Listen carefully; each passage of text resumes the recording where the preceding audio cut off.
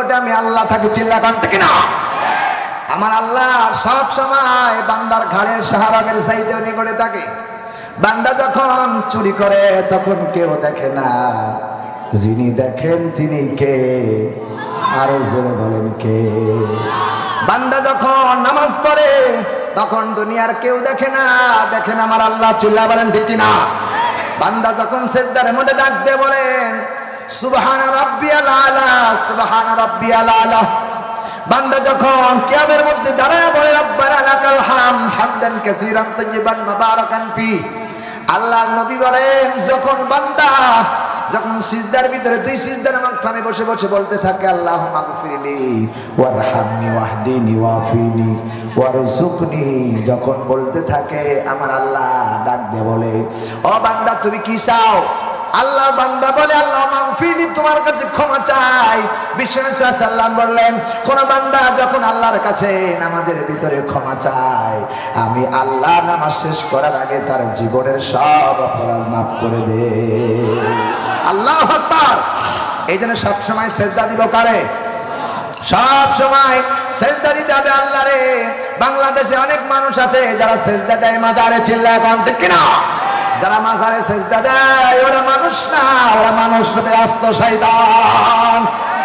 মাজারে সেজদা দেওয়া যাবে?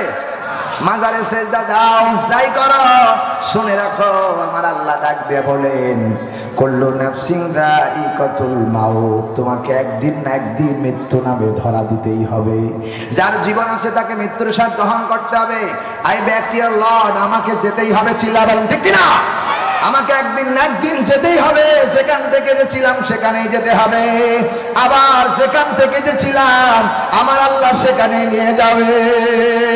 এই জন্য দুনিয়া বড় থাকার জায়গা না, যেখানেই থাকো তোমার আল্লাহর নামের ডাক দিয়ে তোমাকে আল্লাহর নামের শুকরিয়া আদায় করতে হবে।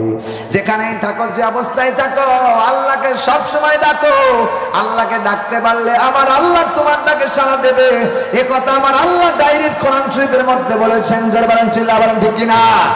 এজন্য সব সময় ডাকবো কারে? জোরে বলেন কারে? গুনাহ করেছেন আল্লাহকে বলেন। আদম নবী যখন গুনাহ করে ফেলছেন আল্লাহ বলেন লা তাকরাবা হাযিহি শাজারা, ওই যে গাছের নিকটে যাবি না। হযরত আদম ভুল করে ফেললেন, আল্লাহ আদমকে দুনিয়ায় ফালায় দিলেন। কেঁদে কেঁদে আল্লাহর কাছে বলেন রব্বানা যালামনা আনফুসানা ওয়া ইল্লাম তাগফির লানা ওয়া তারহামনা লানাকুনান্না মিনাল খাসিরিন। ও আল্লাহ, আমি এত গুনাহ করেছি, আমার নফসের উপরে জুলুম করেছি।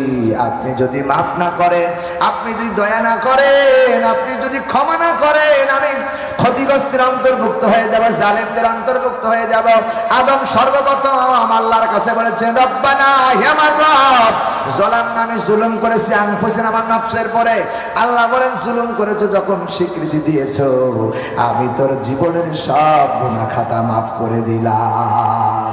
আদম আর হাওয়াকে আল্লাহ একত্র বানায় দিলেন আরাফাতের ময়দানে, দুইজনকে একত্রিত করে আল্লাহ মাফ করে দিয়েছেন। সুতরাং আদমের সন্তান বারবার ক্ষমা চাইবে কার কাছে? যতবার অন্যায় করবে যার কাছে ক্ষমা চাইবে তার কাছে, চিল্লাবেন ঠিক না? আল্লাহ আমাদের তৌফিক দান করে, বলেন আল্লাহুম্মা আমিন। সরমনা পিসা,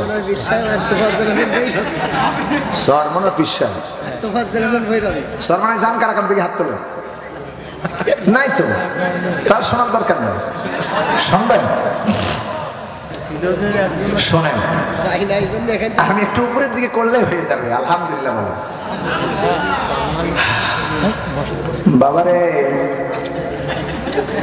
চিন্তা ফিকির করিয়া দেখো, দুনিয়া চিরদিন থাকার জায়গা না। ও